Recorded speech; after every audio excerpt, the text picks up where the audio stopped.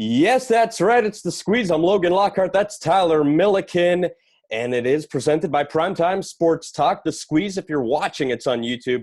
If you're listening, it's wherever you get your podcasts. And remember, it's presented by Primetime Sports Talk. Tyler, interesting stuff with the Red Sox this weekend. It got off to a good start, that series against Toronto. And the crowd was rocking. I was loving it. But then you see a couple slugfests not going in the Red Sox favor. Yeah, the slugfest. Wow, man. I'm telling you, Blue Jays hitting the most home runs by a visitor ever at Fenway Park. I legit am terrified of Vlad Guerrero Jr. Still having nightmares today. But, it's kind of disrespectful to say that to that entire lineup. Whether you want to go to Bo Bichette or Teoscar Hernandez or Kevin Biggio or even Alek Manoah, who pitched a great game in the last game of the series. I'm telling you, even though it was a split, I came away and I'm like, wow, this Blue Jays team, no George Springer yet. The pitching injuries they've had in the rotation and the bullpen. Nate Pearson's still obviously not on the big league club and, at AAA working through some things. Wow. Blue Jays have one of the brightest, maybe the brightest future in the entire sport. And George Springer just started another rehab assignment yesterday, and we're recording this on Wednesday, so he started on Tuesday. So that's encouraging. It'll be interesting if the lineup, because Marcus Semien is loving that leadoff spot. And that's okay. I mean, George Springer has hit all over the place in his career. The whole leadoff hitter thing for him was kind of thrown at him, and he excelled. Good for him, but he can hit anywhere in a lineup. Now, Vlad Guerrero Jr., quickly, before we move on, a busy week in Major League Baseball. There's more quote-unquote controversy. I don't know what to call it, but we'll get to it. But Vlad Guerrero Jr., I mean, if the season ended today, he's won the Triple Crown. That's insane to me. And we expected him to bounce back in a big way and kind of have that breakthrough, but not like this. You don't have a breakthrough where you're a Triple Crown candidate. I mean, is Triple Crown legit? Is that even fair to bring up? It is. When you're watching the way he's swinging the bat, it's not something that's fluky. It's not something you're watching and you're like, not to disrespect Nick Castellanos right now, but, he's leading the NL in batting average, actually the entire MLB. He's not going to do that over the course of a 162-game season. He's having a great start to the year, and he's going to put up really good numbers. You're watching Vlad Guerrero Jr. right now. There's not a ball that comes off his bat that is soft, that is even slightly that. Even when he's out, it's like, oh, my God. And just sitting there last night, there's not many hitters in the game today where I sit in the ninth inning like I did when I was a kid, and I'm like, oh, no. Like, this is it. And watching that finale, watching Vlad Guerrero Jr. go up against Matt Barnes like he did, it felt like everybody knew what was going to happen. And listen, Matt Barnes has been one of the best relievers in baseball. I wasn't rooting for Vlad Guerrero Jr. to hit that home run, but, man, it went so damn far. That thing, the estimation, whatever the distance was, did not give it justice. That looked like it could have been 480, 500 without even a blink of an eye. And just looking at where he is right now, I brought up some interesting stats. So comparing the last Triple Crown winner, Miguel Cabrera, back in 2012. So they're both through 65 games at this point in the year. You look back to Miguel Cabrera, what were his numbers through 65 games? And this is, an environment where there was more offense before pitchers were dominating and we had the problems we do have today. Miguel Cabrera hit 314, 370, 542, 912 with 14 home runs, 53 ribbies, and a 144 weighted run created plus. Wow, that's a great line, right? You look at Miggy, wow. Then you look at Vlad Guerrero Jr., who's hitting 345, 450, 690, a 1139 OPS, 22 home runs, 56 ribbies, 41 walks to 44 Ks, and a 204 weighted runs created plus. That tells you right now, and listen, I'm no math major, but he's been a 60% better hitter than Miguel Cabrera, who won a Triple Crown that year. Yep. Wow.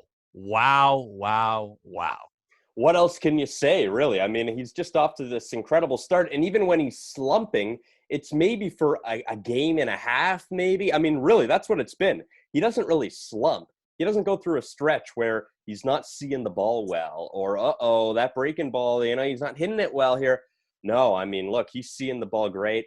And the Blue Jays have themselves, I think, starting in 2021 here, I think it's fair to say, a perennial MVP candidate year in, year out. They had Josh Donaldson in 2015. I mean, look, Donaldson, I don't think was an MVP candidate every single year. Vlad Guerrero Jr., look at how young he is. this is a guy for the next decade that can actually be in that conversation. Maybe the first player in franchise history. No, he's 22, and like this is just feels still like it's weird. It feels like he's still scratching the surface. Everything's clicking. Don't get me wrong, but we saw the different swing adjustments he's had to go through in order to start lifting the ball like he is now. The weight he's lost. It feels like almost like there's another gear, as he kind of matures and he grows into what it's like to be a true, big leaguer. And obviously that adjustment has taken some time. But I'm looking at Vlad Guerrero Jr. right now. He's not going anywhere. He is going to terrorize baseball in the AL East for years to come. You're looking at, I was reading today, Vlad Guerrero Sr. never finished first or second at the end of any season in any of the Triple Crown categories. This is a guy who was a second ballot Hall of Famer, one of the stars of, the last, 25 years of baseball, even a little farther back now.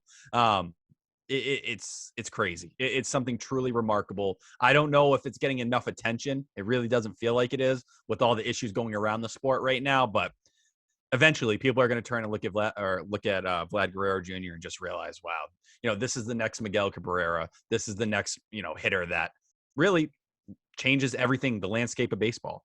Yep. He uses all the sides of the field too. He hit a home run at Fenway. It was to right center. He's with ease. With ease. Right. And he makes it look easy. It's effortless for him. He gets on base at a high rate. He walks, like you say, that K to walk ratio is incredible. And that's something that he's really cleaned up on because that was a problem for him last year. And he's taken that with a snap of fingers. All right, it's over, right? The guy's an on-base machine, like Miguel Cabrera.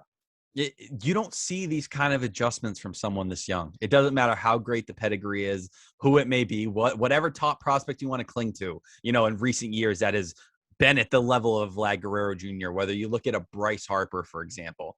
None of these adjustments have ever come like this, where it's just hitting the ceiling, it all clicking at the same time. We saw, a Bryce Harper go up and down, and then it did click for an MVP season. But we've seen it hasn't been as consistent, even though he is an underrated player in this game today. I'm looking at Vlad Guerrero Jr. It's just the bat's in a different level. I have a hard time comparing him to even a Bryce Harper because they're just right now the bats aren't comparable. It's a different level, and really the only person you can even put in this realm, a 200 plus weighted run created plus, that's very unfair to think he could sustain that over a year. But even if he takes a step back, we're talking, these are Mike Trout numbers. Mm-hmm. Yep. And, I think you'll get a chuckle out of this. I don't think Blue Jay fans would, but imagine Vladimir Guerrero Jr. in a Red Sox uniform playing at Fenway. He looked like he was in paradise playing at that ballpark. What would his numbers be if he was a Red Sox? It might be better. We're talking Barry Bonds here. Yeah. You start to look, and honestly, imagine if that entire Blue Jays lineup, and the Red Sox have one of the better lineups in baseball, but it's relentless. It's terrifying to go down that order. And for a Red Sox rotation, listen, they sucked for sure over that weekend, but they've been one of the more solid ones in all of baseball. And the Blue Jays made it look like it was BP. All right, Tyler Glasnow. He had some things to say. Now, we understand that, yes, there's going to be some enforcement here. So a 10-game suspension, if you're caught using illegal substances, sticky substances. Okay, there's been a million names for it. They're going to check catchers as well. They're going to check pitchers. It's a little different for relief pitchers, right? Anyhow, the point is that 10-game suspension starting on Monday. It's Wednesday right now as we record, do the math, whatever that is. So on Monday, it's going to be enforced. Glasnow then gets injured, and this is not a good injury. This is scary, okay? He could be out for a very long time. Right now, it's just a 10-day IL. That could be moved to something very different very soon. He says that by doing this in the middle of the season with enforcing the rule with foreign substances, it's the cause of his injury. And he says, I need to use some substances. They're not really that bad, but I need to get a grip on it. And now you're making pitchers stop like cold turkey with what they're used to in the middle of the year. That's what he said. What do you think about his comments? I think it's complicated. I think from what he said, I really did 95% of what he said. I think the way he framed it, it came off like the sticky substances were solely the reason his UCL blew out. I have a hard time believing that. For a guy who Tyler Glasnow, he is, when you think of the modern day pitcher, it's him. The guy who's just throwing 100. The stuff moves like it's a cartoon. And this is a guy who, before this year really never went deep in games. That was really the biggest criticism for him. And this year that's changed. We see right now a lot of pitchers who have, stayed healthy this year are passing that 60 game mark from last year. So they're kind of in that unknown territory coming off, we're back to a 162 game season. With Tyler Glasnow, though, I agree wholeheartedly with his point that Major League Baseball has made a huge mistake trying to implement this in season. Because to me, it comes off like, listen, they knew they made a huge mistake not addressing this for years and years. They let it build and build, and now it's one of the main pillars of today's game, where pitchers, a majority of pitchers do not know how to throw without some form of substance on their hand. And listen, that contributes to these guys that throw 100 and don't know where the ball is going. Yeah, they succeed in today. That's what the game is made up of. But they, I have a feeling a lot of these guys are not going to be able to even come close to what they were doing without something on the ball. And it stuck out to me really weirdly that they went full no turkey, that Major League Baseball said nothing. You can't use anything except the rosin bag behind you. And we've seen Bob Melvin spoke out about this, I believe yesterday or 2 days ago. That it's not enough. It's not enough for these guys with the way the baseballs are being made today.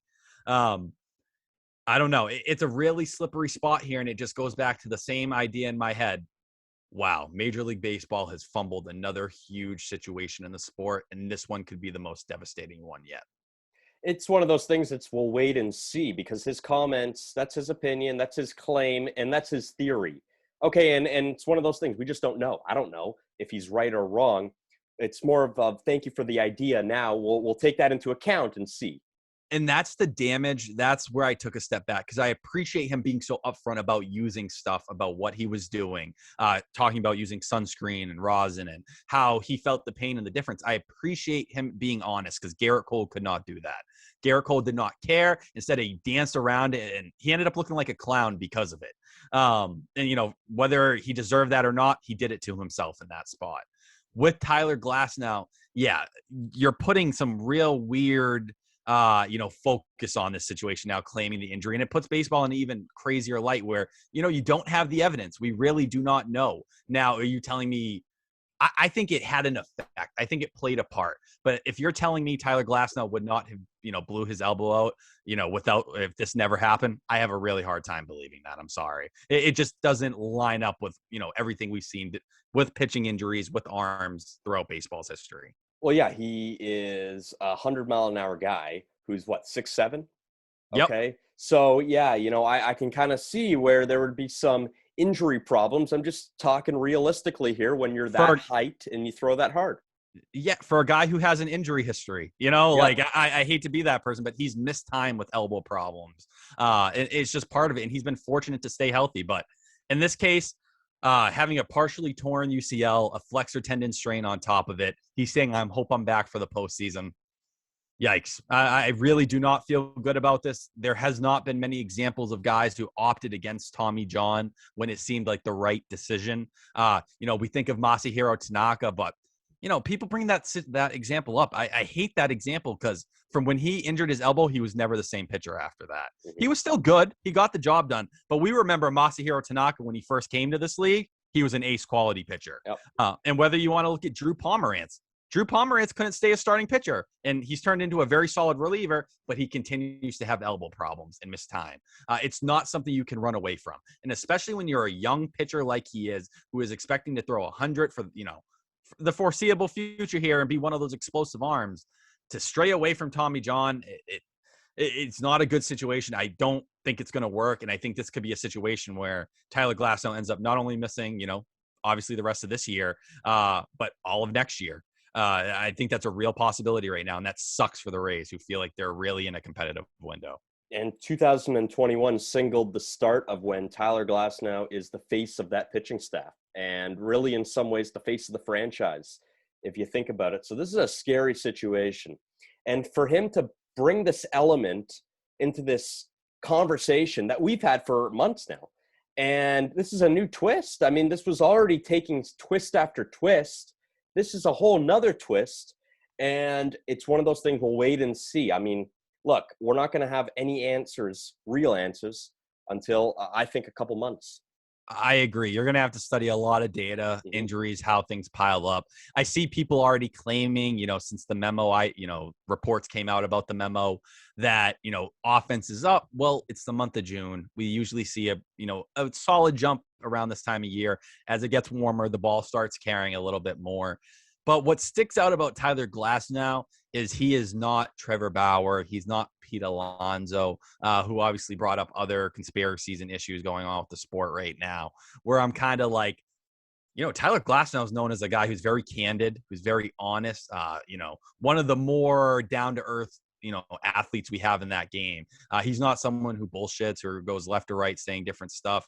So I don't know. I'm kind of sitting here and I'm like, yikes, this is scary. And, Trevor Bauer really brought up this point as well, where he goes, you don't realize it, but when you have to grip the ball harder, like Tyler Glasnow said, that's more strain on the forearm than you realize. Those are different muscles you have to use in order to, to grip the ball and do what you need to do for it to move. And Tyler Glasnow said, when I woke up, I felt parts of my elbow and arm be sore that I had never felt before.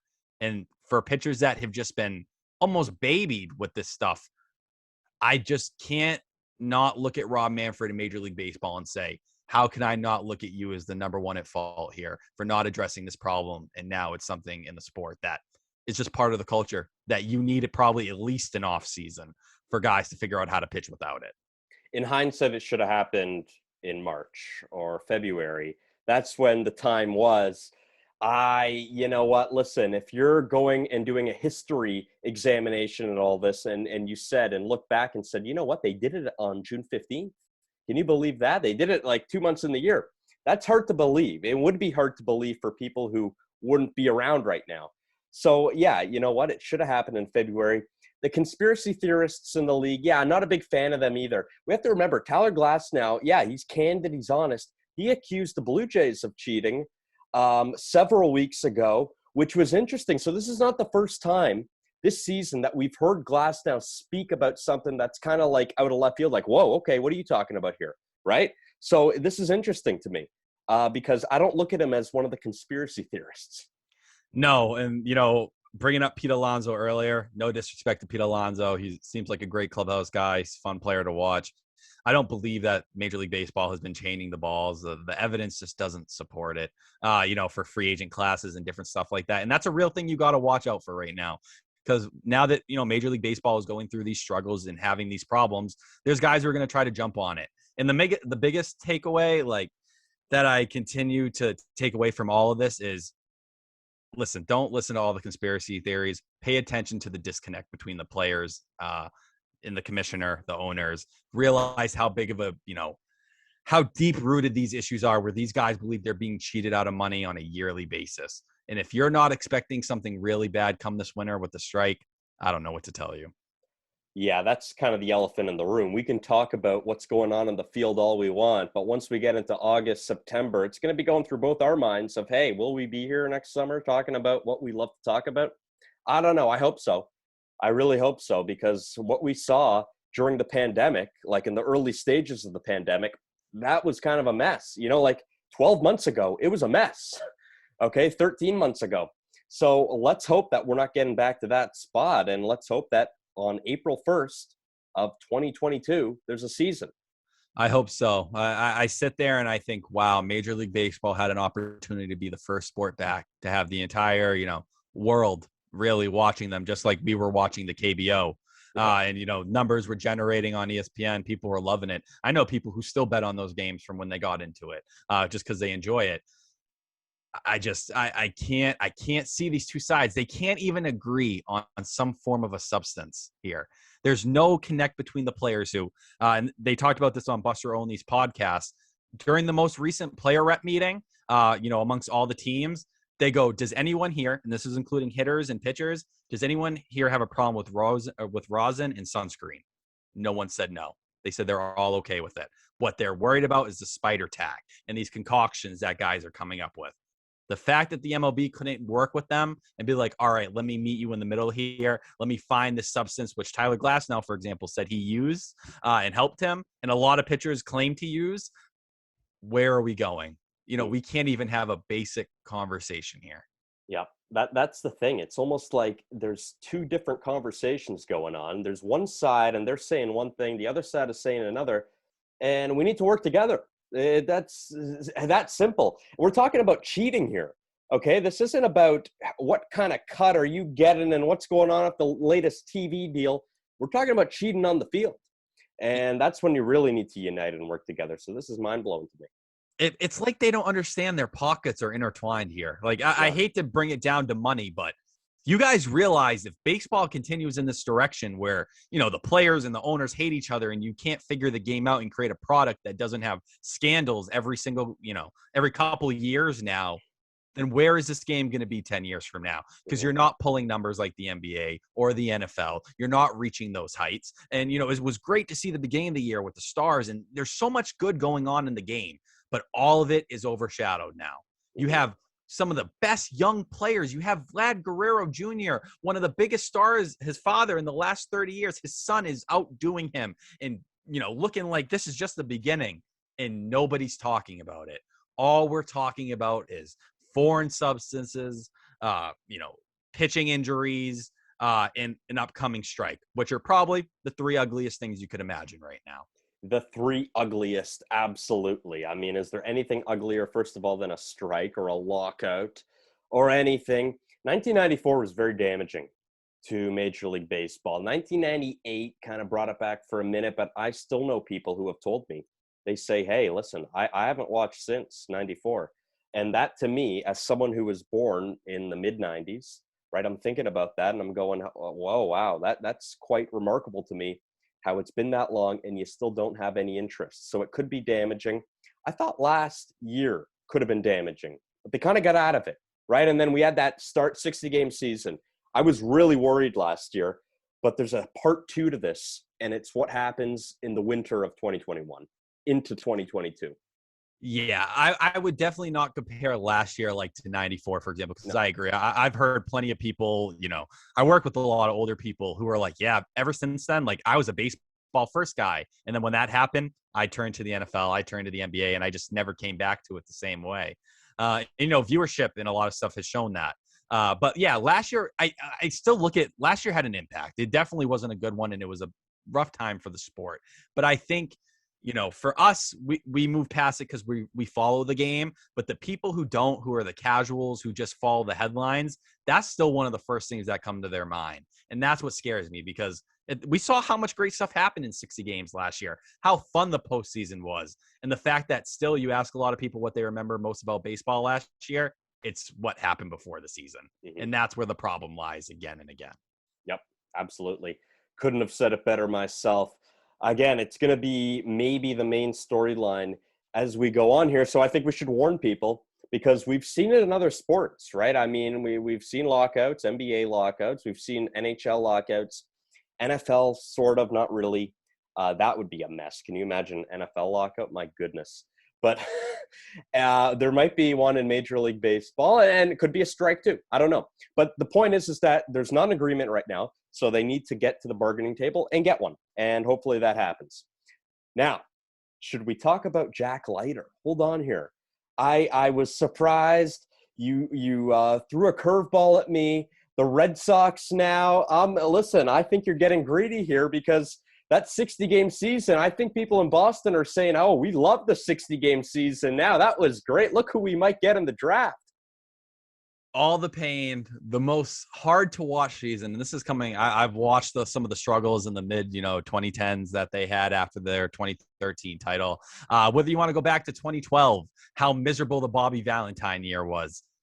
Nothing was as bad as the 60 games last year. Worst baseball I've ever had to watch on a daily basis. But Fangraphs came out. They dropped their most recent mock draft.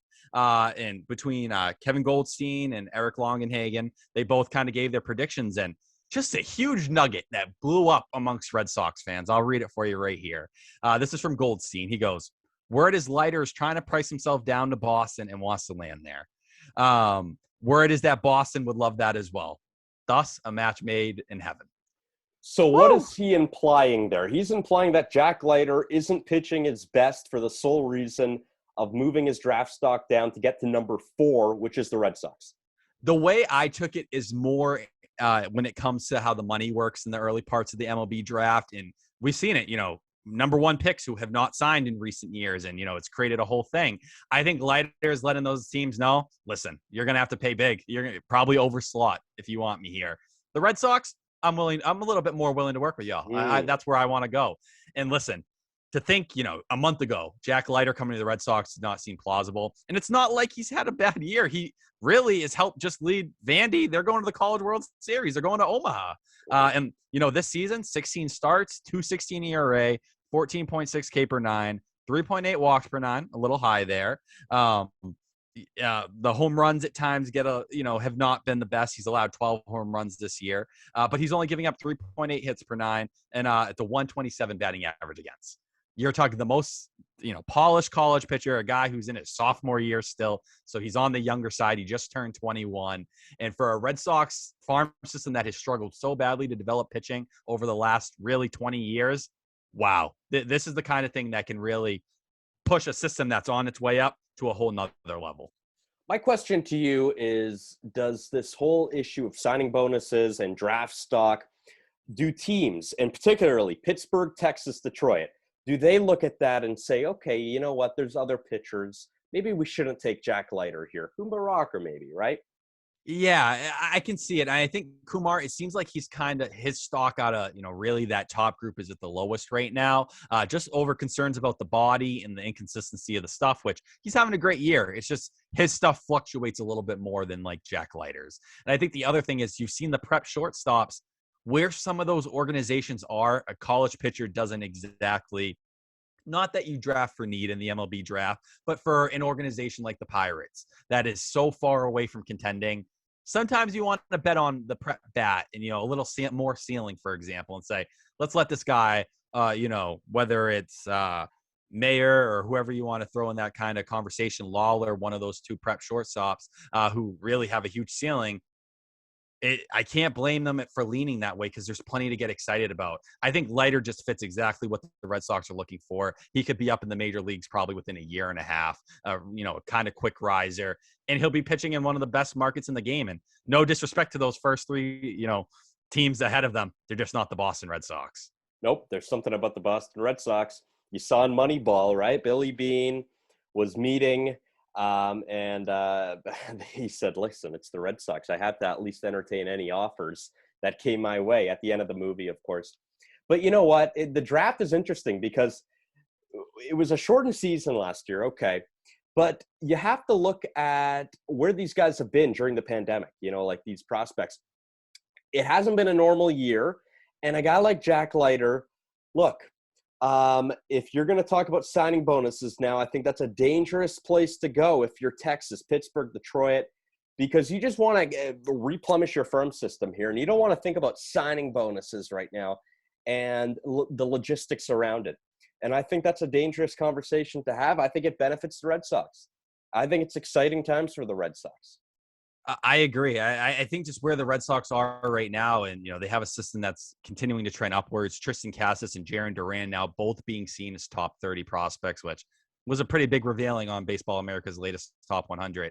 And when it comes to signing bonuses, we saw last year the Red Sox went way out to left field. They drafted Nick York, who a lot of people didn't even have a first round grade on. That pick has looked pretty solid so far. After a slow start this year, he's hitting well in the minors, and we saw him show up to the ATS last year and actually swing the bat against a lot more polished competition. Vandy's coach, their head coach, said that York was the best high school bat that he saw last year. So, there was a lot going there, and the Red Sox trusted their scouting in that way. I think this year where the Red Sox are at, they're going to it's not about pooling money like you did to get a Blaze Jordan. When you're this high in the draft, you get the best thing you can get here. And I'd be shocked if the Red Sox did otherwise. Jack Leiter checks off everything they could want. And listen, I'm a big Henry Davis guy. He's another one that I've really fallen in love with this draft process. But Jack Leiter's the guy that, people in the top four, whether your favorite team is there, he's the one that's always coming to mind again and again, because you could see him being the next pitcher that just soars through the minors and becomes a Walker Buehler. Yep. Or a Steven Strasburg, top of the line prospect, and everyone has their eyes on him right from the get-go. Henry Davis, the catcher from Louisville, is really seeing his draft stock rise. So that's an interesting one because, look, there's some franchise catchers in this league that you couldn't imagine teams without. I'm talking about Posey. I'm talking, Molina. Those catchers of the world. It's very, very interesting when there's a catcher who has been labeled, a potential franchise catcher. Oh, okay. You kind of throw him in that pitcher's category at that point because it's like, well, it's a catcher, right? I mean, that would be a huge asset to bring in the organization. But let's have a home run derby game here, okay? Let's pick our dream home run derby groups. Now, I have a question before we start, though. Is this for 2021 specifically? For example, if I want Mike Trout's injured, but if I want Mike Trout, is that still possible? Yes, this is like if you could just sit there and be like, outside of the politics, outside of guys being worried about their swings being broken, whatever it may be, you get to see these guys that you always want to see right now, today's baseball game, the stars of the league. Who do you wish signed up? And I think we're going to have some overlaps here, but I'm curious to see because I think after the initial 4 or 5, it gets a little bit interesting whether you lean superstar or just maximum power. Mm-hmm. Okay, well, let's do it. You know what? It reminds me a lot of the slam dunk contest in terms of who would you want to see. I think that in Major League Baseball, the advantage is there because in the slam dunk contest, LeBron James has never participated. Everyone has been on him for years upon years to participate. He wouldn't do it. And in Major League Baseball, we've seen some pretty high-profile talent compete in the home run derby, so I think there's an advantage there. Who's your number one guy? I got to go Ronald Acuna Jr. Just from what he's doing, obviously, being right near the top of the MLB in home runs right now, one of the most lethal swings in the game. It's not crazy. We all see Ronald Acuna Jr. as one of the premier stars, and I can't see my dream home run derby not having him because I feel like someone with his swagger, the way he, just how he carries himself, he's built for that kind of event. Yeah, I had Acuna as well, but I'll go with number one. I'm going to say Vladimir Guerrero Jr. because this guy, he was in the majors for about 2 months, 2019. He went to the home run derby. He was in Cleveland, and he set records. And he was in the majors for about 2 months. He's already made his name at the derby. He's done it already, okay? He can do it again, and it could be even better. It's tough to beat what he did in 2019, but – my goodness. I mean, we just talked about him winning the Triple Crown. How can we not see him in a home run derby now? Yeah, I remember thinking back to what Vlad Guerrero Jr. did during that home run derby. And obviously Pete Alonso ends up taking it away. But it had real strong Josh Hamilton, Justin Morneau 2008 vibes. And I've always kind of thought about it that way. But Vlad Guerrero Jr., he's right on my list as well. The power, everything he brings, watching, the son of another guy who obviously was one of the better power hitters in the sport for a long time. How could you not want to watch him? And when he gets a hold of a ball, just like you saw in that series finale game between the Red Sox and Blue Jays, there's maybe, 3 or 4 other guys who can hit a ball like that. If you want to see exit velocity and distance break on StatCast, it's him. Well, that's the thing, right? And I think that's the direction that I'm going to lean into a little bit when I name some more players here. I'm curious if you lean also going heavy on that exit velocity for a home run derby candidate. 100%. And, that goes with my next guy. I'll go with Yordan Alvarez. I think watching Yordan Alvarez, he doesn't get enough credit amongst young hitters in this game for how lethal he's been since coming into the big leagues. It's his special powers you're going to see left-sided. So, you get some of the really majestic kind of swing where, everyone loves a nice left-handed swing. It's the prettiest thing in baseball. And he's someone I would love to see him just hack and hack and hack. And obviously we've seen a lot of great things from him, but he's also dealt with a lot of injuries. Just letting him let go for one night, it sounds as fun as any guy trying to hit home runs. Yeah, Alvarez definitely, to me, every time I watch him, I'm going, hold on. Why aren't we talking about Yordan Alvarez enough? And as someone who can be an MVP guy year after year, this year could be difficult with Ohtani and Guerrero kind of going head-to-head here. But 2022, 23, I'm putting Alvarez right there. And when it comes to the Astros in particular, I'm going to kind of take Alvarez over Bregman at some point when it comes to those kind of conversations. I'll match your lefty with another lefty, and I'll go with a guy who's back on the IL right now, but it's Cody Bellinger. I want to see him, and I've seen him kind of take part in these showcases before from the left side. He's got that swing that you want to see over and over and over again. He's perfect for the home run derby because of that. It's a showcase event. He's got the power. He's got the ability from the left side to just kind of have that consistency over and over again. He's a guy that I can say, yeah, you know what? If he gets hot, he's hitting 30 right now. No, 100%. He would be a blast to watch. And I actually didn't have him on my list. And, hopefully he can stay healthy in real life. I know we just talked about that last week, hoping, he'd be able to stay right. But yeah, Cody Bellinger, he's another one of those guys with those swings, one of the young stars of baseball where you watch him and you're like, yeah, this is why baseball, in terms of athleticism and player wise, is in the best place it's ever been. I would love to see someone like him in that spot. My next one, this is you went a little left field. I'll go a little left field. Joey Gallo, someone who we've really recognized as arguably the best, pure power. If we're talking just who can hit the ball the farthest, it's probably been him for quite a few years now. Obviously, as a whole, the batting average in the line usually does not match up. But he's someone like an Adam Dunn in my head that you want to see him hit bombs. That's it. And I feel like he's someone, you give him a couple rounds, even if he doesn't make it to the championship, he's probably going to hit a ball or two people remember for a very long time. Yeah, one of those like 480ers or something, if we're talking about distance. I'd love to see Gallo take part in one, especially we have to also mention here, it's at Coors Field in 2021. Like, how's that going to affect things? That's got to add a whole new twist to it. I'd love to see Gallo at Coors Field hitting home runs after home run. And you know what? That to me is someone absolutely, it just hasn't translated completely in terms of the average, but we know the power is there and probably will be for a long time. Exactly. When it comes to home run derby, I'm just looking for bombs and Statcast exit velo. That's it. That's all I want, and that's Joey Gallo's middle name. Yep, absolutely. So I'll give you some exit velo here, and I'll go from the right side of the plate, and that's Giancarlo Stanton, because I feel like he can pick whoever he wants to throw to him. Could be the pitching coach, could be a buddy of his, but just throw it low, right? Like just at the knees. He's going to golf it out of there. He loves it low. And I think he would put on an absolute show like he has in the past, okay? I'm not acting like we've never seen him before in a home run derby. I know we have. I want to see it again. I want to see him in the pinstripes doing it. And I think that'd be a lot of fun too. You can't go wrong with a pick like that. I'm not going to lie. I did protest Giancarlo Stanton for how he's performed this year and the fact that he refuses to play defense anymore. Both of those things bother me a ton, but they don't matter when it comes to the home run derby. We're talking about just putting on a show, and you play MLB the show and you go online home run derby. He's in every single one, no matter what. So I can't blame you for going there. I think I don't know if you have this guy on your list, Aaron Judge. He's not on mine, but he fits right into that kind of lane. I'll raise you Pete Alonso, who we talked about a little bit earlier. Obviously, the reigning champion from the home run derby, a guy who I appreciate someone who embraces it. He is all talking. He says, I'll do it every single year if they ask me to. And for a lot of guys who are scared or hesitant to do it, I understand it. I know it can mess with your swing, but I love a guy who's truly committed to the event, who wants to put that show on. And when you're talking, he's one of the best power hitters in the entire game. I don't know how you can go wrong there. I also love a guy that embraces an event like that. I have a problem with it with the slam dunk contest. Way too many of the top players do not take part in it. They don't embrace it at all. Now, I've heard for years upon years about fans of different teams saying, no, I don't want to see him in the home run derby because it will mess up his swing.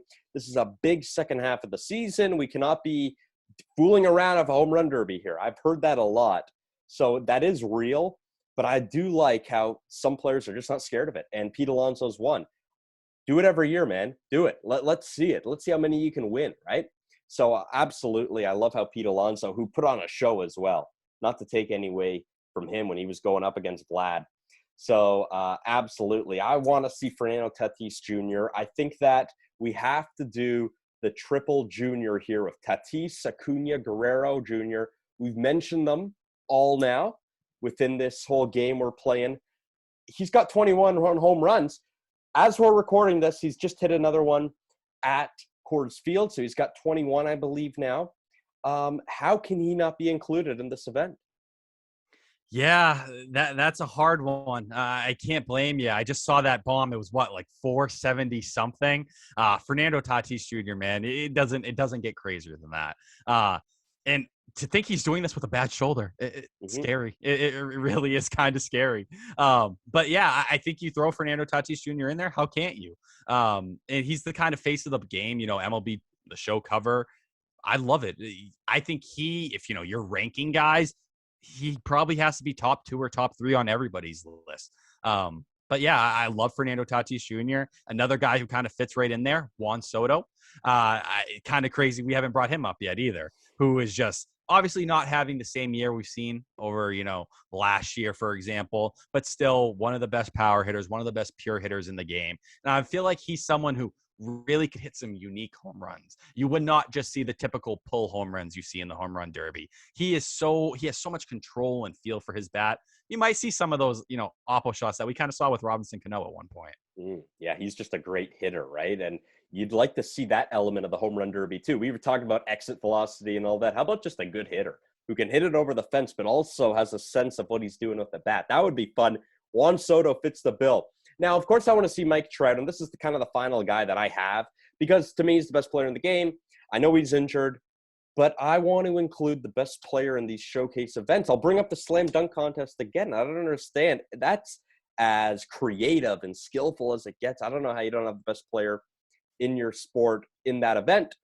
I think Mike Trout should be in these events. That's my opinion. I agree. And, him not being in it is a big part of the reason he's so underrated in the game today in terms from a public, standpoint. We've seen Bryce Harper do it, and it created some of the coolest moments we've seen in the home run derby between him and his dad.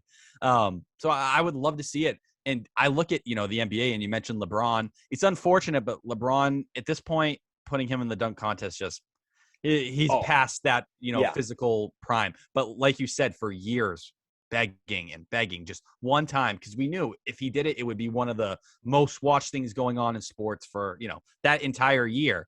You put Mike Trout in the home run derby, it's not going to have that same excitement. But I think if people, got to see what he could do with, batting practice fastballs and how much he can really rip the ball, it just more paint the picture for people who don't watch the Angels or keep up with that side of things of how special he really is. I'd love to see his teammate as well, Shohei Ohtani, who's just made looking home runs at Oakland Coliseum look very easy over the last 2 days. He's hit another one today, Shohei Ohtani, on the first pitch he saw from Cole Irving. So you know what? I want to see two Angels. I want to see two Yankees, Stanton and Judge. And I want to see the juniors, Acuna, Tatis, Guerrero. And then we'll fill out the rest with whoever, right? If you want to throw in Chris Bryant or something, go for it. I don't know. But that's what I'm saying. And that's kind of what I want to see. And a guy like Gallo and the whole pull hitter guys, throw all those guys in there. About LeBron, 5 or 6 years ago, I was really banging on the table saying he's got to be in it. I've lost interest now. It's over now. We've lost a chance. Exactly. And it sucks because, it's just one of those things you look back and you're like, I wish he had that moment. Not that he needs it. We all know he doesn't. But it would have been cool to see him dominate in just another way with all the in-game dunks we've seen. Speaking of the home run derby guys that kind of left to the side, I'll throw Ryan McMahon in there. Listen, he's not in the same category as any of the guys we mentioned. Well, let's just keep it a buck. But I love a guy who, playing at Coors, he plays in Colorado. Let him put on a show. He's shown some, solid power numbers this year. Why not? Sometimes these guys get a little bit of an extra breeze underneath him. I think from a storyline standpoint, which is never the main reason for the home run derby, I think he could give Rockies fans, it could be a possible bright moment, which things are as bad as they get for that franchise right now. Okay, so I'm going to take the storyline to another level. Ryan McMahon's in the derby, and his first-round opponent is Nolan Arenado. And it's at Coors Field, and it's going to be a packed house. So how about that? I think that needs to happen. I legitimately think that should happen, actually, now that we bring it up. I don't see why that can't happen. Yeah, with the year Nolan Arenado's put in, no one would blink twice thinking about it. And bringing him back to Coors, really that return, in front of, all these fans and, on a big scale, because we know we're never going to see it in the playoffs or anything like that. Oh my God, I can't even imagine it. And it'd be the typical, that's the closest thing Nolan Arenado is going to get to a big moment at Coors. Let's just be real here. Have that moment, have that true goodbye, have that true respect given to you, and give not only Nolan Arenado, who's still been very underappreciated throughout his career, that moment to say, thank you to everyone, and let me shine here and show you how it's done and why I'm one of the premier players in the game. And we know that Nolan Arenado is ultra competitive. If he was in an event like that, he would be in it to win it, and especially in Denver, especially in it to win it.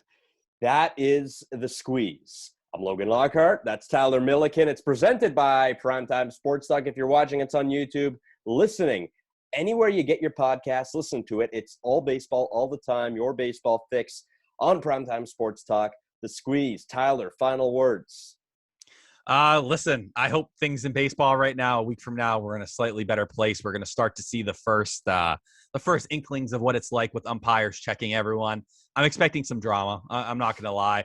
I believe the first pitcher who is going to do it under the new rules is Jacob deGrom. So we'll see. He's not a guy who, we really put in that spin rate, foreign substance drama, but things are going to pop off over the next couple of weeks. And trust me, if there's a place to talk about it, it's going to be here. You kind of just drew a bombshell on me, and now I'm really looking forward to talking about that. You just made a prediction about who the first pitcher will be that's caught in this new era. Not caught. I'm not saying caught. Okay. So he's the first pitcher on time that will pitch. So just due to where the game is at. So you know how umpires, they will be checking everyone. He will be the first pitcher checked. The prediction, there won't be anything there. I do not believe Jacob deGrom's a cheater. I see. I'm happy I clarified that. Yes. Nets fans would have been coming for me. No, but he will be the first pitcher checked simply for the fact that that's just what the rules in baseball will be doing from this point forward. Right. And kind of looking at when he's going to be on the mound. I believe deGrom is on the mound today as we're recording. That is correct, against the Cubs. I believe so. But once people watch this, that start will already be out the window. But always tuning in. It's become must-see. Can he get, I believe he's 9 innings away to get his ERA down to 0.5. Let's see it, okay? I don't think that's going to happen. But if it does, no, I can't. No, you're right, though. Your reaction is right. It's like, how can you doubt him at this point? He's made me look stupid so many times. I will not fall again, even if I end up being wrong here. All right, complete game shutout. Let's do it. Hell yeah. That's the Squeeze. Until next week, here we are, signing off.